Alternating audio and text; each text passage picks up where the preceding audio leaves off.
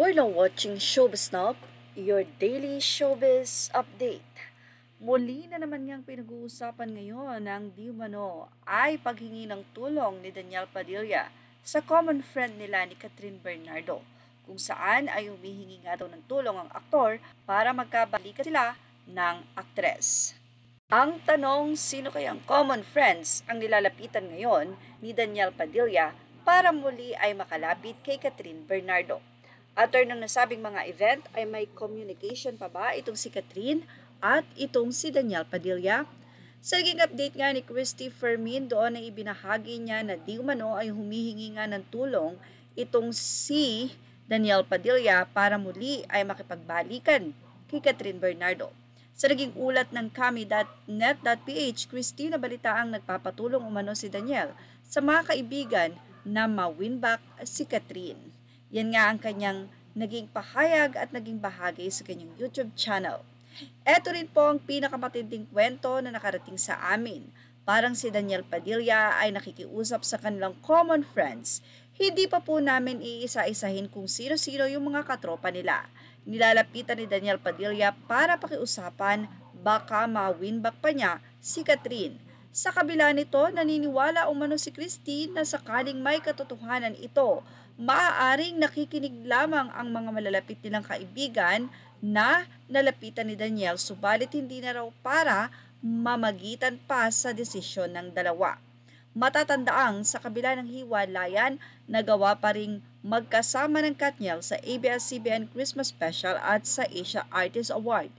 Tinutukan ito lalong-lalo na ng kanilang fans na nirerespeto ang kanilang desisyon at nagpapasalamat na sa kabila na nangyari ay nagawa pa ring magsama ng dalawa.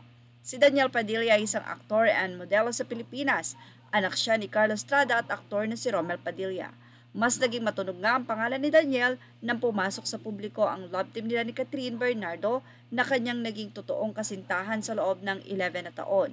Hindi nga matatawaran ang nasabing kasikatan nila Danielle at Catherine na kung saan matapos ang breakup ay talaga namang buong sambayanan ang nalungkot. Hindi lamang sa Pilipinas kundi pati na rin sa labas ng bansa. Anyway, mixed reaction naman ang naging opinion dito ng mga netizen. Narito po ang kanilang naging say.